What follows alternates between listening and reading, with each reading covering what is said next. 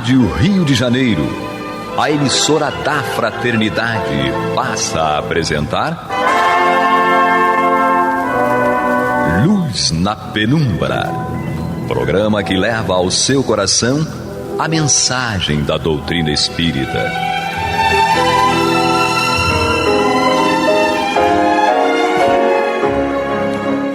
E com vocês, André Afonso Monteiro, para o estudo do livro A Gênese, da obra codificada por Allan Kardec.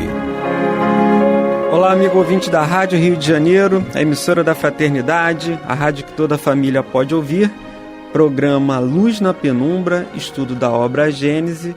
Nós daremos continuidade aqui ao estudo do capítulo 13, Características dos Milagres, e hoje a partir do item 15. Diz assim Allan Kardec para nós: quanto aos milagres propriamente ditos, Deus pode fazê-los sem dúvida, uma vez que nada lhe é impossível. Mas Ele os faz? Em outras palavras, Ele derroga as leis que estabeleceu? Não cabe ao homem prejulgar os atos da divindade, nem subordiná-los à fraqueza do seu entendimento. Entretanto, nós temos para critério do nosso julgamento, com respeito às coisas divinas, os próprios atributos de Deus. Ao soberano poder, ele reúne a soberana sabedoria, de onde é preciso concluir que ele nada faz de inútil. Por que então faria milagres? Para testar seu poder, dizem. Mas o poder de Deus não se manifesta de maneira muito mais imponente pelo grandioso conjunto das obras da criação, pela sábia previdência que preside essa criação, tanto nas partes mais ínfimas como nas maiores, e pela harmonia das leis que regem o universo. Do porquê que algumas pequeninas e pueris derrogações que todos os prestidigitadores sabem imitar? Que seria de um sábio mecânico que provara sua habilidade desmantelasse um relógio construído por ele, uma obra-prima da ciência, a fim de mostrar o que pode desmanchar e o que fez? Ou saber, ao contrário, não ressalta da regularidade e da precisão do movimento de sua obra?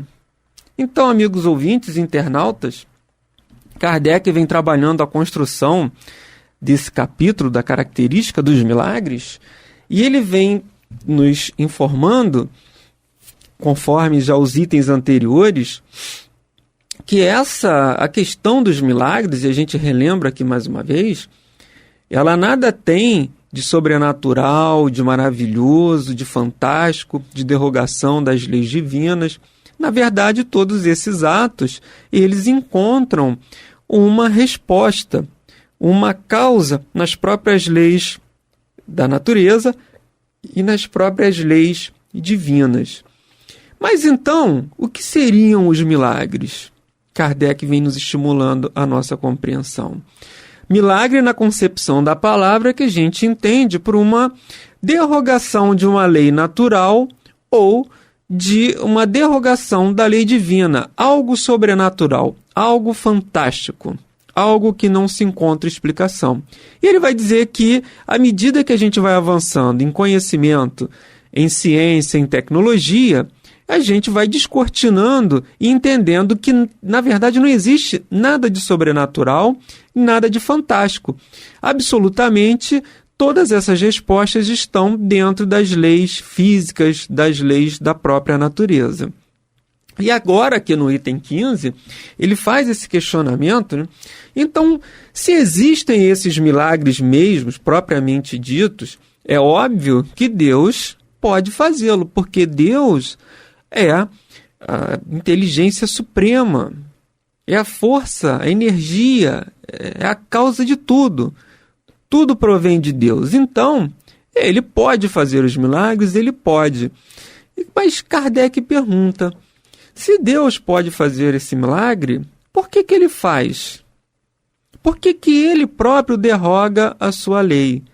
Ou seja, se aquele ato é uma consequência da perfeição de Deus, é óbvio que Deus fez aquele ato, aquela situação, de acordo com a sua vontade, de acordo com as necessidades, de acordo com os seus propósitos e com os seus desígnios.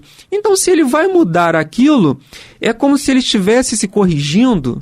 É isso que nós estamos querendo dizer, que aquele milagre aconteceu, porque Deus estaria supostamente corrigindo um erro, uma falha.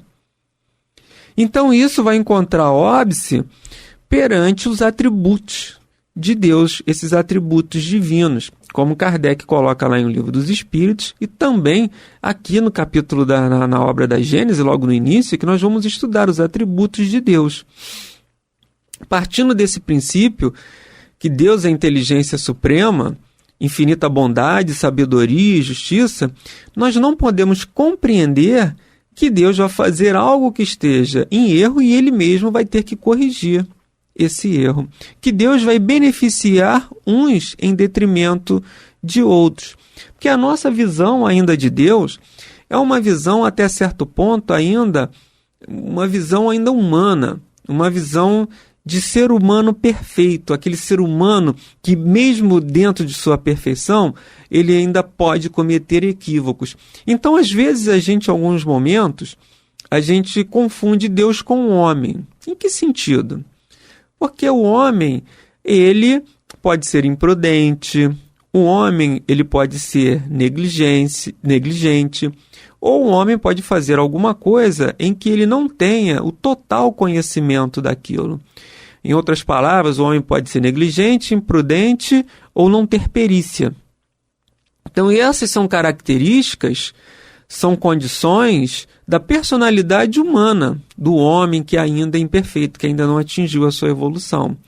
Então, eu posso me propor a fazer alguma coisa e não conseguir fazer aquilo bem feito, ou porque eu não tenho responsabilidade, ou porque eu sou indisciplinado, ou porque eu não tenho conhecimento daquele fato, ou porque eu faço aquilo de qualquer maneira, sem ter a previsão exata e calcular os prós e os contras de como aquilo pode ser feito sem dar erro. Sem dar erro no sentido, eu quero que aquilo aconteça do meu jeito.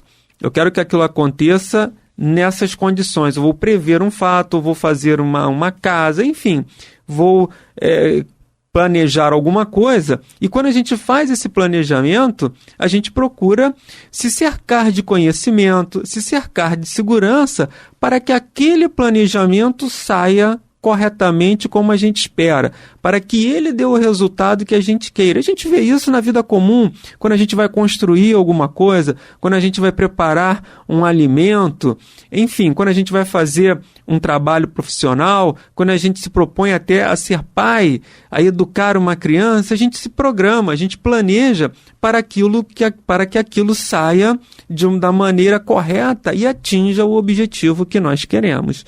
E com Deus, amigos ouvintes internautas, não poderia ser diferente. Deus não poderia planejar nada ou nada da sua obra, nada da sua criação, sem esse planejamento correto. Até porque Ele é a perfeição. Então, tudo que Deus colocou em prática pela sua vontade, pelo seu desejo, vai acontecer da maneira como Ele quer, com as previsões que Ele sabe que vai chegar àquele objetivo, vai atingir aquele resultado. Mas nós, quando planejamos, a gente às vezes pode se propor a fazer alguma coisa e aquilo ali sair errado. Ou porque a gente não se planejou da maneira correta, ou porque a gente fez alguma coisa errada ali naquele caminho, naquele planejamento, alguma atitude, a gente não prestou, não deu atenção devida, e aquilo ali sai do nosso controle. Então, quando a gente acha que Deus opera um milagre na nossa vida, a gente está achando que de alguma maneira Ele está derrogando, e esses milagres analisando do ponto de vista sobrenatural, do ponto de vista fantástico, como se Deus estivesse corrigindo algo que saiu do seu planejamento. É mais ou menos essa comparação que nós estamos propondo. Então Deus está corrigindo algo que Ele fez errado. Então será que Deus foi imprudente? Será que Deus foi negligente? Ou Ele fez algo sem conhecimento? sem a técnica devida, ele fez alguma coisa sabendo que aquilo ali não poderia dar certo e agora, como não atingiu aquele objetivo, aquele resultado que ele esperava, ele agora está corrigindo o caminho? É óbvio que não, porque Deus, dentro dos seus atributos, que nós já estudamos, que a gente relembra, onisciência, onipresença, infinita bondade, justiça, soberanamente bom e justo, inteligência suprema. Então, esses atributos não permitem com que a gente possa deduzir que Deus cometeu algum erro, algum equívoco. Mas, amigos ouvintes, nós estamos aqui com o programa Luz na Penumbra, comigo André Monteiro, estudando a obra Gênesis, no capítulo 13, Características dos Milagres, e aqui no item 15. Então, nós estudávamos essas propostas de Kardec, esses questionamentos de Allan Kardec, que nos leva à reflexão. Então, se Deus pode promover, ele pode promover essas derrogações? Pode, mas por que ele faria isso? Então, ele estaria passando um atestado de incompetência, se ele assim fizesse. Então, esses atos que nós achamos que é extraordinário, magnífico, sobrenatural, fantástico, essas características de milagres que a gente conceitua como se fosse algo sem qualquer explicação na natureza e nas leis divinas, a gente é como se nós estivéssemos entendendo que Deus está derrogando ou corrigindo aquilo que está errado. Então, se acontece, é porque já estava previsto, já estava previamente programado por Deus, com respaldo nas leis da natureza e nas leis divinas para que aquilo acontecesse. Quando nós falamos de leis divinas, é óbvio que nós incluímos também as leis espirituais. Então, Kardec continua, né? Aqui ainda no item 15. Então, ele faz essa série de questionamentos, né? Ele até diz que se diria de um sábio mecânico que, para provar a sua habilidade, desmantelasse um relógio construído por ele, uma obra-prima da ciência, a fim de mostrar que pode desmanchar o que fez. O seu saber, ao contrário, não ressalta da regularidade, da precisão do movimento da sua obra? Assim, a questão dos milagres, propriamente dita, não é da alçada do espiritismo, mas apoiando-se no raciocínio de que Deus não faz nada de inútil, ele emite a seguinte opinião: não sendo os milagres necessários para a glorificação de Deus, nada no universo se afasta das leis gerais. Se existem fatos que não compreendemos, é porque ainda nos faltam os conhecimentos necessários. Então, ele vai fechar esse item 15 fazendo essa analogia com o mecânico que constrói um relógio e, estando aquele relógio ali perfeito, ele desmontaria aquele relógio e o montaria de novo só para de alguma maneira se expor ou fazer uma exposição por status ou querer essa visibilidade na sociedade. Seria isso? Ou não? Lógico que a gente só vai mexer em alguma coisa que tem necessidade de ser mexida, de ser consertada, de ser alterada.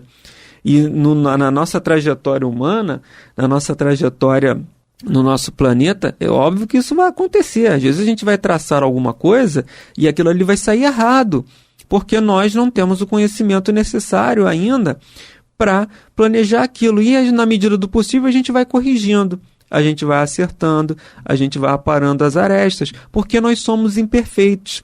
Nós ainda não temos esse grau de conhecimento, esse grau de perfeição para que a gente possa planejar ou colocar em prática a nossa obra e que ela se conclua. Temos como um exemplo o nosso Mestre Jesus. Dezembro, mês do Natal, mês da comemoração do aniversário do doce Rabi da Galileia, e ele veio com um projeto. Ele veio com uma programação de implantar o reino de Deus, de fazer com que esse reino de Deus que está ali em estado de germinação, em estado latente nos nossos corações, extravasasse. Então ele vem em pessoa. ele encarna entre nós. Então, ele planeja toda essa situação para concluir a sua missão e a sua obra de implantar o Evangelho nos corações da humanidade.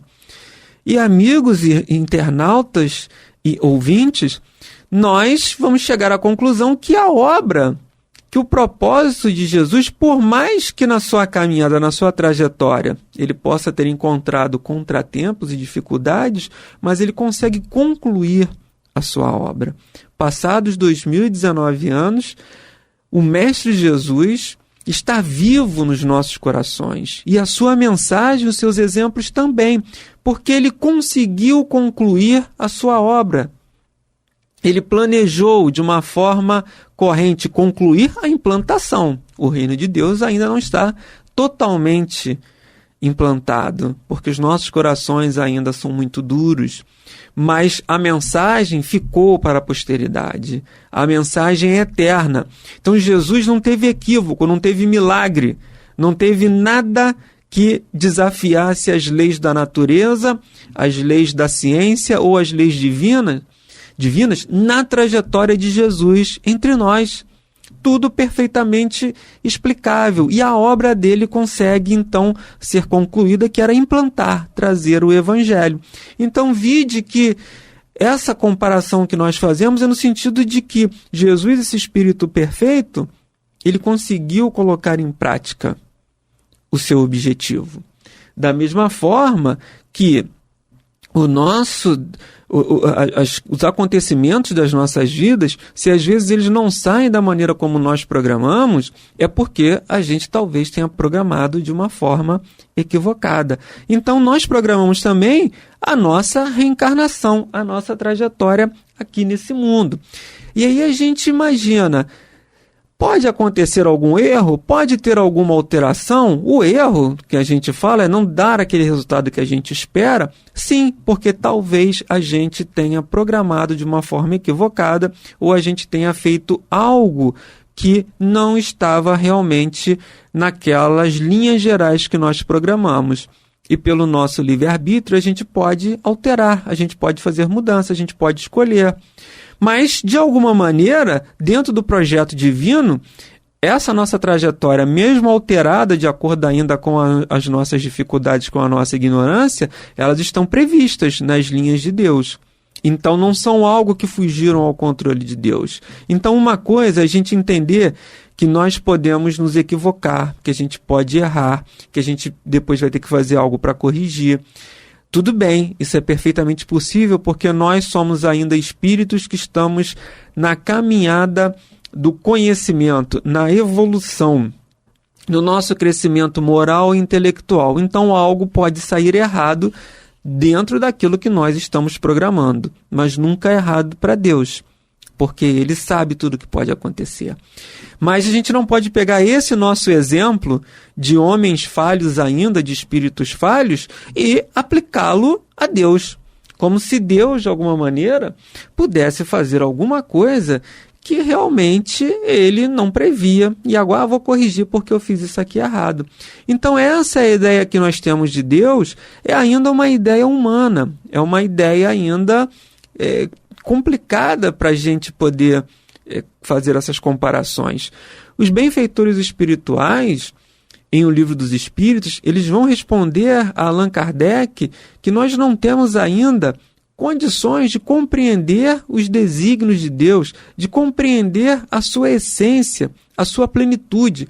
Ainda nos falta sentimentos, ainda nos falta conhecimento, evolução intelectual e moral para que a gente possa compreender a essência divina. E o que mais nos aproxima de Deus para que a gente possa entendê-lo, é compará-lo ao homem que falha, ao homem que erra. Muitas vezes nós dizemos isso: Deus se esqueceu de mim, Deus não é meu pai porque Deus permitiu que isso acontecesse, porque Deus errou comigo. Então a gente faz críticas a Deus como se ele fosse um homem passível de erros. A gente não consegue compreender que dentro dessas leis, dessa grande engrenagem universal que regem as leis divinas e as leis materiais, a gente não consegue compreender que está tudo numa sincronia perfeita. Mas quando aquilo sai do nosso contexto, quando a gente não consegue a explicação, até pelo nosso orgulho, pela nossa vaidade, a gente vai entender ou vai justificar como se Deus estivesse equivocado e errado na nossa vida. E quando a gente observa aqui a fala de Kardec, que é muito interessante, se existem fatos que não compreendemos, é porque ainda nos faltam os conhecimentos necessários. E essa frase a gente vai aproveitar não só no estudo aqui do capítulo de hoje, do item 15, não só no sentido de entender como que acontecem os milagres, de entender que se a gente não consegue essa explicação, aquilo é um milagre. Então ele está dizendo, você acha que é milagre, você acha que é sobrenatural, que é maravilhoso, que é fantástico, porque você não tem o conhecimento necessário para poder entender isso.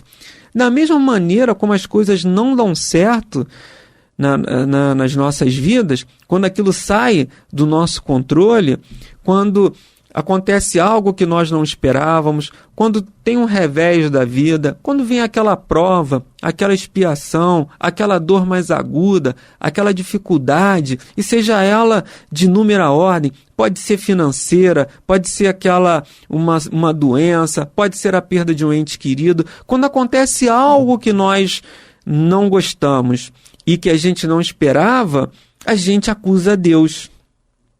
Deus não me ajudou, Deus não me amparou, Deus não me preservou disso. E por que a gente vai fazer essa acusação e esse questionamento?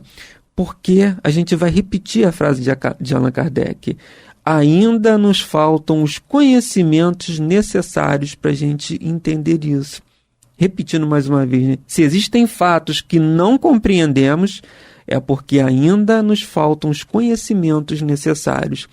Então, se essas dores, se esses reveses, se essas dificuldades acontecem e a gente não consegue compreender, é porque nos faltam esses conhecimentos, nos faltam essa compreensão da lei de causa e efeito, da lei de ação e reação, da lei que rege a nossa programação reencarnatória, a própria lei de reencarnação. Então, quando nos faltam esses conhecimentos, realmente, essa compreensão, a gente realmente não vai entender.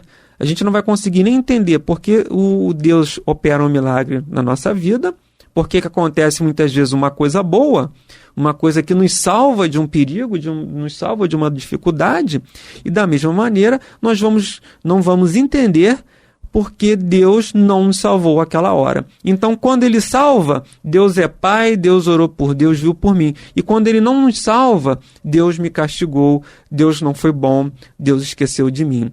Porque no mundo em que nós vivemos, na nossa sociedade, algumas pessoas estão sendo beneficiadas e outras estão passando por dificuldades. Algumas estão recebendo graça e as outras estão expiando as suas dores. E que Deus é esse dentro do seu atributo, infinitamente bom e justo, que opera uma graça na vida de um, que opera uma benesse na vida de outro e não faz isso naquele companheiro que está em dor, que está em sofrimento.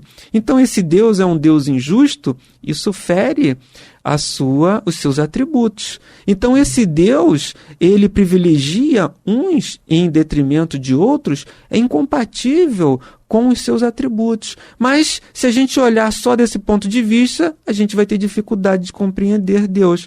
Mas à medida que nós vamos aprofundando nos estudos da doutrina espírita, no conhecimento e na essência divina, nós vamos achando as explicações para esse fato.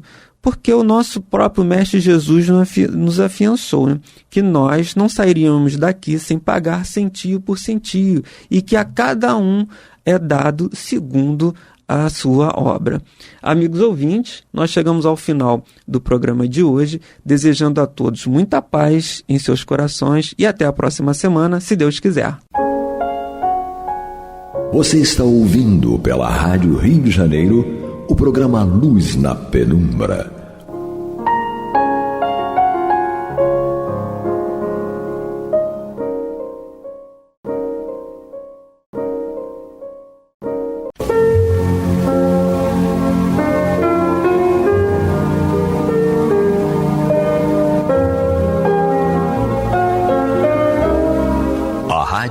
Rio de Janeiro, está levando ao seu lar e ao seu coração a mensagem consoladora da doutrina espírita, através do programa Luz na Penumbra.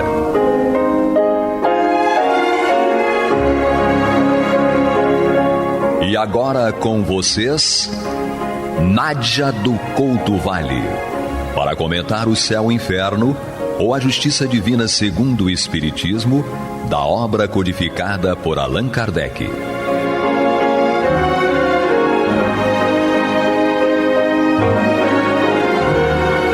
Amados ouvintes, paz e luz às nossas mentes e corações, em especial quando nós iniciamos do ponto de vista dos relógios da Terra, um novo tempo, um tempo novo para a sociedade, a humanidade planetária, um ano novo para as nossas vidas como indivíduos particularmente, e um ano novo para os países, para as nações, para as sociedades. Nós costumamos dizer neste particular, fazer projetos e dizer que não temos tempo para nada. Quando falamos de tempo, não temos mais tempo para nada. O que é uma certa incoerência da nossa parte, porque a rigor o homem do século XXI tem exatamente o mesmo tempo que tinha o homem das cavernas. O tempo entre o nascer do sol e o pôr do sol.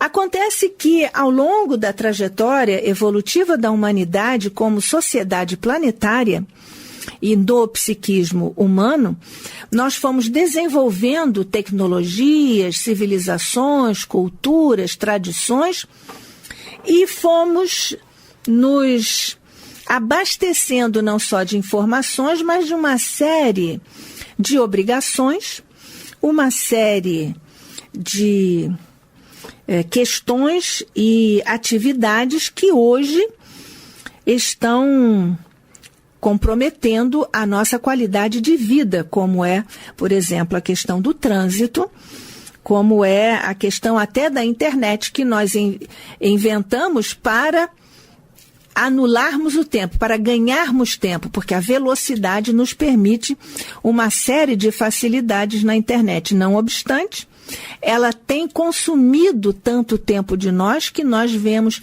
às vezes, dias inteiros escoando-se por entre os dedos porque estamos na internet.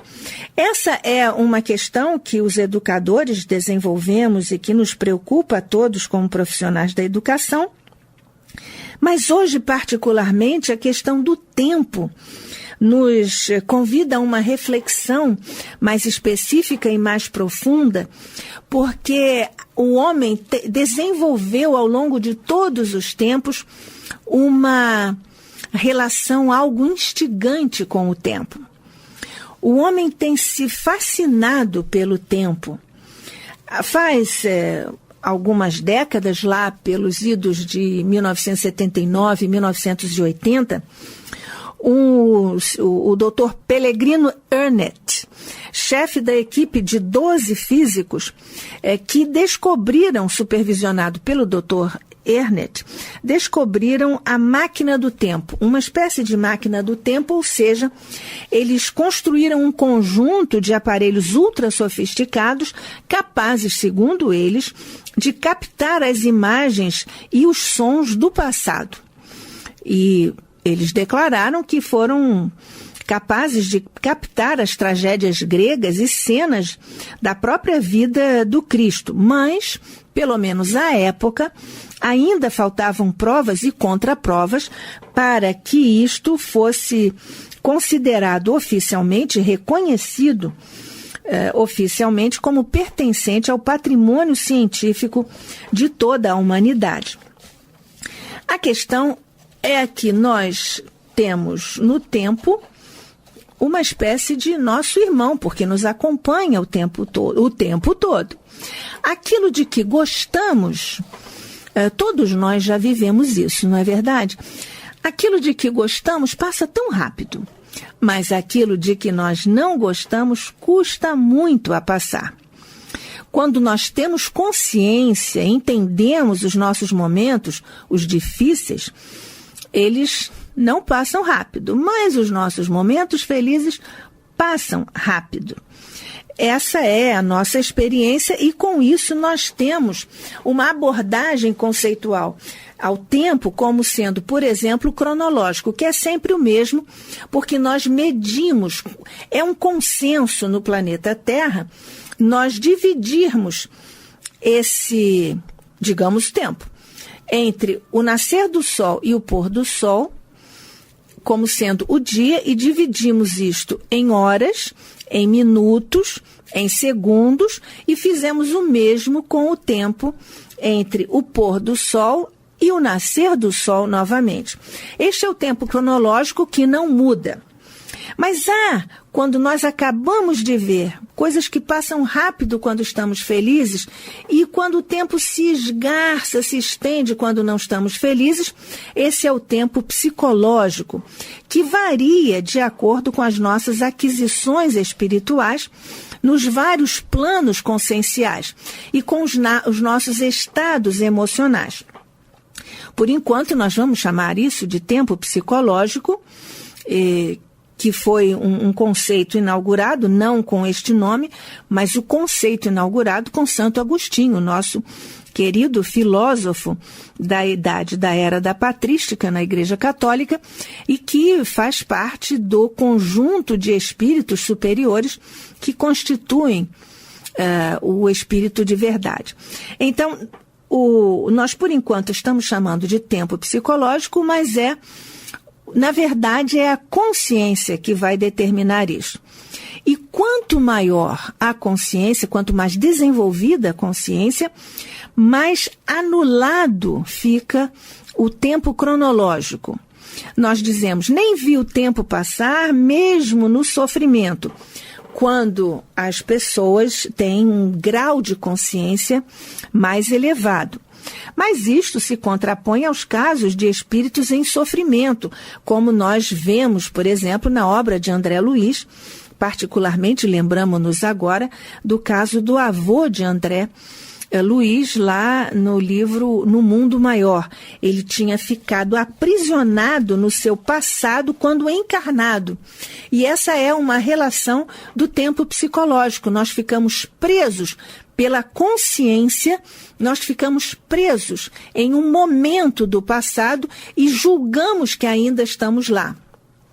Isso fica muito evidenciado e tem um controle científico, e nós temos isto publicado, um experimento científico rigorosamente controlado pelo nosso querido Hermínio Miranda, em que o objeto de pesquisa foi o nosso também querido Luciano dos Anjos, ambos recentemente desencarnados, agora no ano de 2014 o nosso Luciano e 2013 o nosso Hermínio Miranda, quando eles desenvolveram um projeto a respeito da consciência, da memória e do tempo, em que, com a regressão de memória de Luciano dos Anjos, em certa reunião, certa vez, o nosso Hermínio, que era o que estava controlando a experiência, perguntou, quando o nosso Luciano ia regredindo nas suas encarnações, portanto,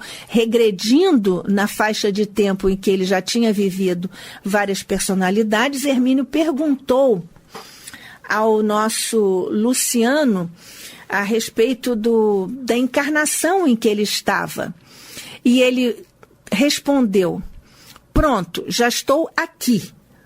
Na verdade, ele estava retroagindo no tempo, mas ele respondeu com relação ao espaço. Portanto, para ele, o tempo psicológico passou a ser o espaço.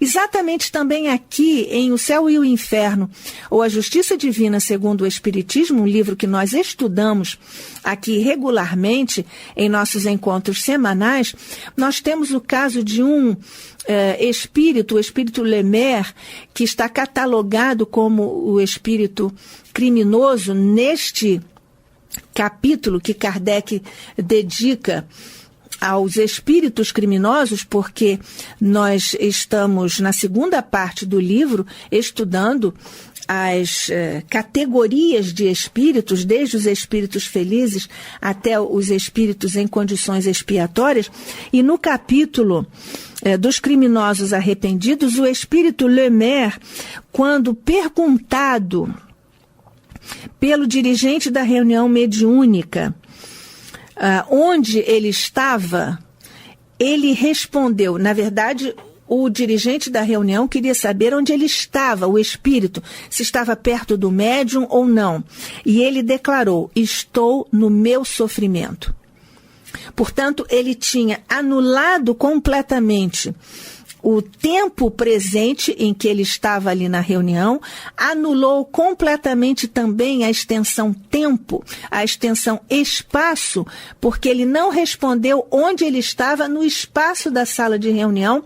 Ele concluiu que o espaço para ele era o seu sofrimento, portanto era um estado emocional. E é exatamente por isso que nós estamos aqui chamando, por enquanto, de tempo psicológico, que anula a questão da consciência, anula o cronológico, o tempo que nós marcamos no relógio, exatamente porque são estados emocionais, estados de consciência que nos regulam e nos situam a rigor no tempo. Portanto, nós temos o microcosmo, que é o tempo psicológico, o tempo da intimidade da criatura, que se contrapõe ao tempo do macrocosmo, em que então existe a atemporalidade. Deus não vive no tempo. Deus está além do tempo.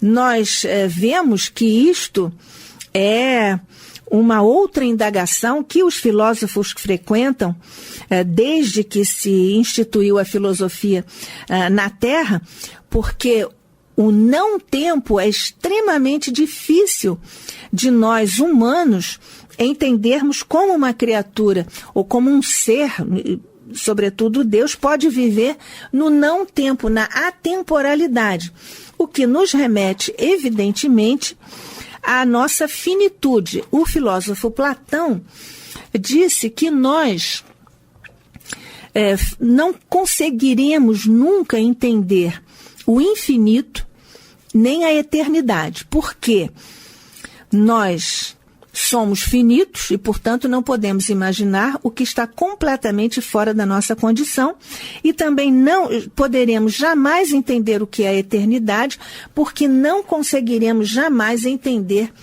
o que é o não-tempo, porque nós somos seres circunstanciados, vivendo num momento, em um planeta de expiação e provas, numa espécie de gaiola espaço-temporal. E por que nós não conseguiremos nunca entender o que é o infinito e o que é a eternidade? Porque como nós somos finitos, nós não podemos entender o infinito, porque por mais que nós agora digamos, 1 trilhão, 1 quintilhão de quilômetros, nós vamos sempre estar dentro de uma medida matemática. E o infinito vai além da soma desses relativos. A mesma coisa ocorre com o tempo. Nós não entendemos a eternidade porque nós estamos circunstanciados nesta prisão-tempo, ou nesta gaiola do tempo, e, portanto, a eternidade não é uma soma de tempos. Nós também não podemos imaginar, e nós vamos sempre esbarrar no nosso raciocínio em uma medida. O que é a eternidade? São quintilhões de anos? São trilhões de quintilhões de anos? Nós vamos sempre ter esta referência, porque é a nossa referência de seres circunstanciados no espaço e no tempo. Portanto, para nós, não podemos imaginar o que é a atemporalidade divina, ou seja, viver fora do tempo, mas é assim que Deus vive e que Deus nos governa. Jesus, por exemplo, também estava, porque estava no nível de consciência máximo e, portanto, dominava também o tempo. Só os seres que estão em consciência ampla e extremamente evoluídos podem anular o tempo e viver indiferentes a ele. Mas será que existem, então, outros valores? Do ponto de vista da evolução, como nós nos conduzimos com relação aos fenômenos do tempo? O tempo de um fenômeno e para cada fenômeno. Na verdade, nós deveríamos nos ater muito mais à questão do ritmo do que à questão do tempo. Nós temos, por exemplo, aquela questão interessante da corrida da lebre e da tartaruga. E nós vemos que a lebre correu e depois parou para descansar. E a tartaruga acabou vencendo a lebre porque ela parou. Na verdade, nós ficamos, e a própria lebre deve ter pensado, se é que lebres pensam, mas pode acontecer de nós termos, nós próprios, pensado, bem, ela correu bastante, estamos trabalhando então a velocidade no tempo, e por isso ela depois descansou, porque achou que a tartaruga jamais atingiria o nível em que ela estava, porém, a tartaruga não só alcançou a lebre, mas ultrapassou a lebre. Isto nos conduz a uma conclusão que nos deveria orientar para muitas situações em nossa existência. Mais importante do que a velocidade é o ritmo. Se nós nos mantivermos atentos a esses, ou à vivência desses dois conceitos, nós não correríamos tanto para chegar ao nada, porque muitas vezes nós corremos, nos exaurimos e não chegamos à conclusão das coisas porque nós perdemos o ritmo. Variar o ritmo é extremamente nocivo para a conclusão com qualidade das nossas tarefas e para, naturalmente, então, do ponto de vista do espírito que somos, para a gestão da nossa encarnação. Nós vemos isso com os alunos quando estão se preparando para a prova.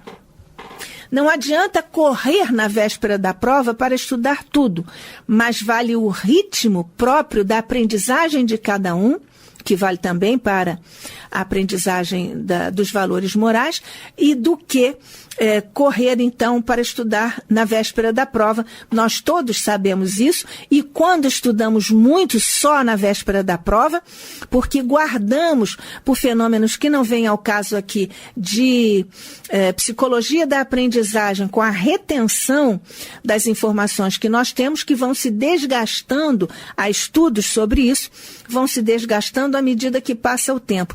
Portanto, nós estudamos para a prova e depois não incorporamos aquilo para o resto da nossa vida. Portanto, mais importante do que a velocidade é o ritmo com que nós estejamos vivendo os tempos que estão aqui destinados a nós, e porque é, na verdade, uma dimensão da qual nós não nos podemos eximir.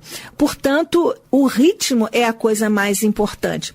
Se nós pensarmos, por exemplo, na música, nós vamos ver que a música é feita, a rigor, de ritmos entre sons e silêncios.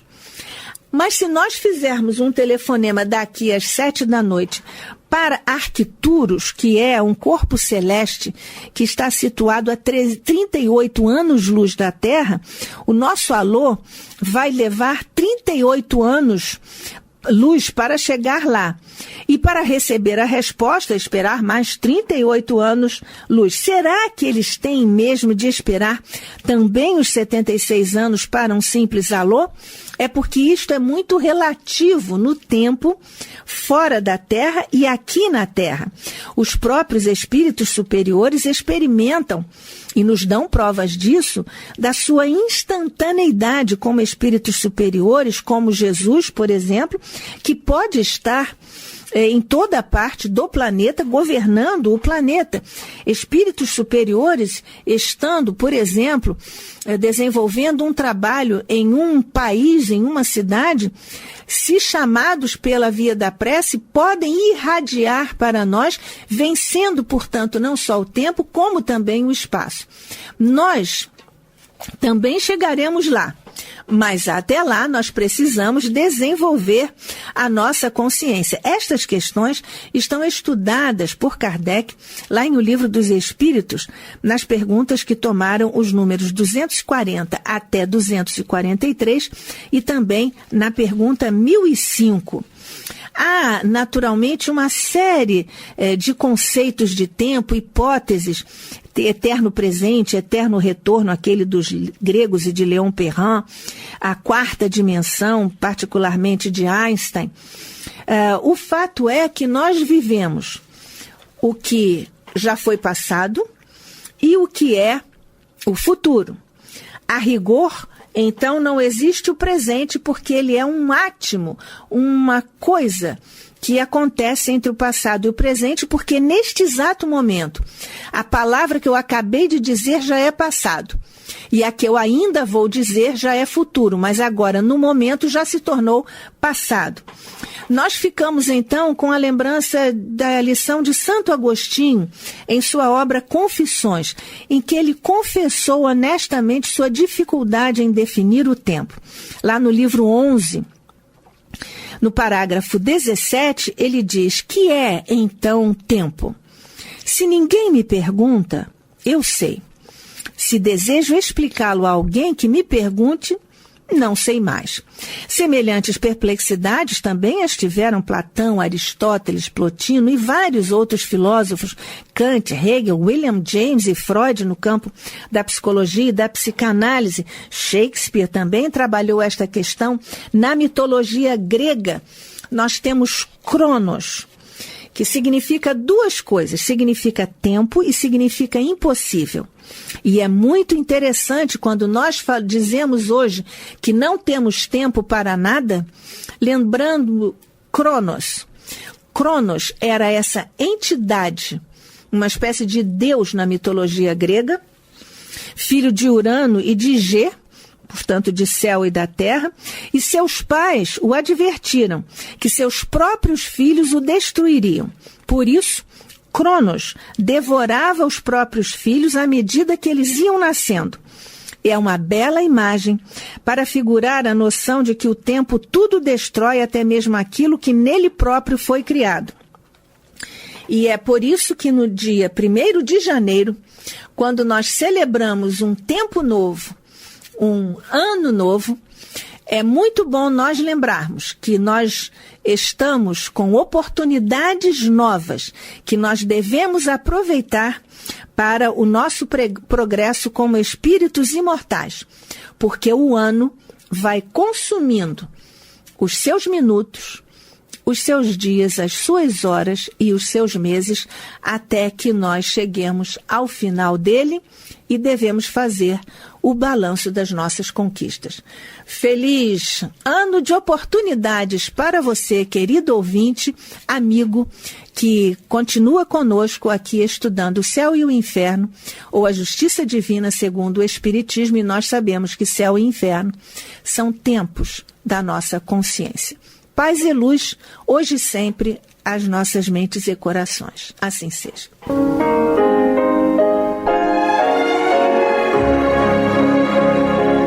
E vamos ouvir agora a prece de encerramento de nosso programa, na voz de Geraldo de Aquino. Jesus, dá-nos coragem para a luta, piedade para os insultos e misericórdia para as injustiças e ingratidões.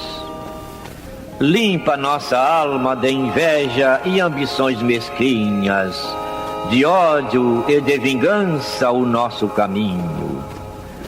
E que dentro em pouco, ao recolher-nos de novo ao calor do nosso leito, para que o sono nos dê a paz e o esquecimento das tristezas humanas, possamos sentir, Senhor, no mais íntimo de nosso ser, a doçura indefinível do Teu amor e a grandeza incomparável da Tua divina presença.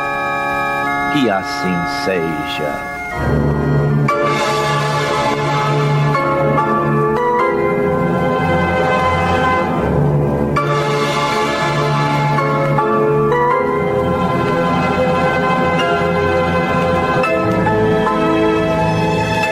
acabamos de apresentar o programa Luz na Penumbra, e voltará a ser apresentado amanhã às 21 horas nesta emissora.